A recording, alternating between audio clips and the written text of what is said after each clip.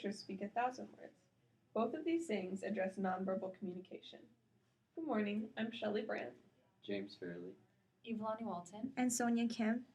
Our field of study was nonverbal communication in organizations. The topic was very broad, considering wherever two people speak, there is verbal and nonverbal communication. Plus, organizations come in many shapes and sizes. Ultimately, we decided to focus on two aspects of nonverbal communication in organizations. First, Sonya and Eva will explain different types of nonverbal communication. Second, James and I will give advice on how to use nonverbal communication to send the right message in an interview. Nonverbal communication can be classified into two specific groups, intentional and unintentional nonverbal communication.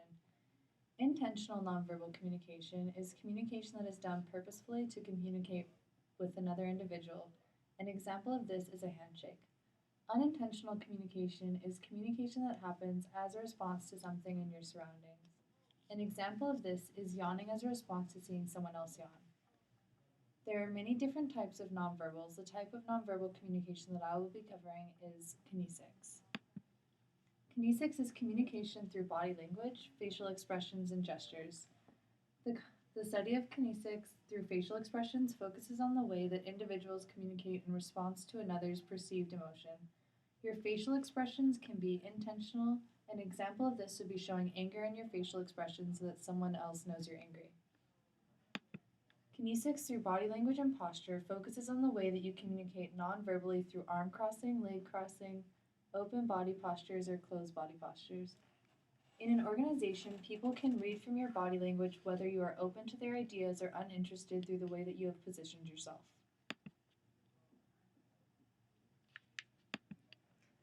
Oculesis is a subcategory of kinesics that focuses on nonverbal communication through the eyes. Oculesics is studied through eye movement, eye behavior, and gaze. An example of this, the use of oculesics, is to read people's emotions through eye contact. Proxemics. Proxemics is the study of distance between two or more individuals and how far apart they are. On the slide, you can see the first picture, the two individuals are more distant. We can automatically assume that they are arguing or unhappy. The second picture, the two individuals are closer, and because they are both smiling, we can assume that they are having a great conversation. Haptics is the study of touch where you can communicate affection, familiarity, sympathy, and other emotions.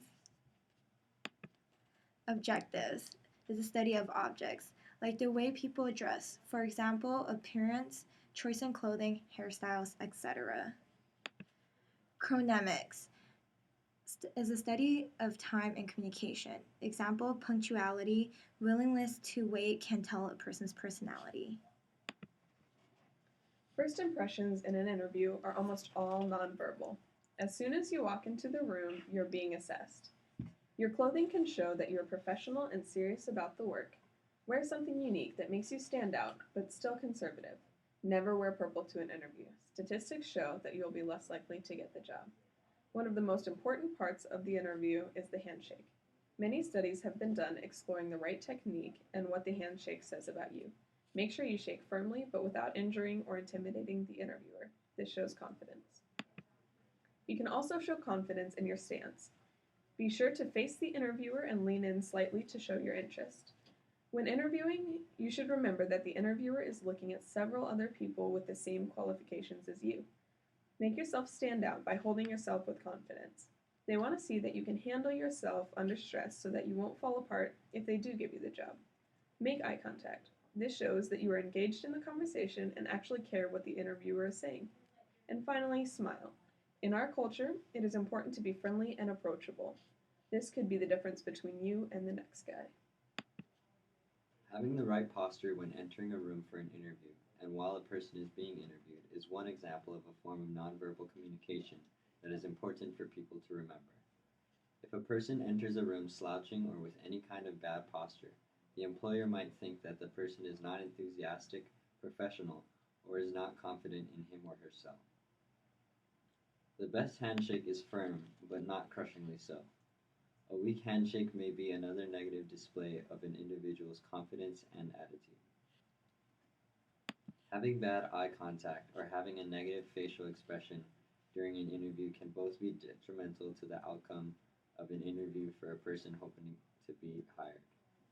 Not smiling enough or not having a cheerful demeanor will also negatively affect a person's chance of being hired because they will not seem enthusiastic about the job or will appear non-personable. Overall, it is worth it for every person to reflect on how they communicate non-verbally, especially when in preparation for an interview, as it could greatly influence their chance of being hired as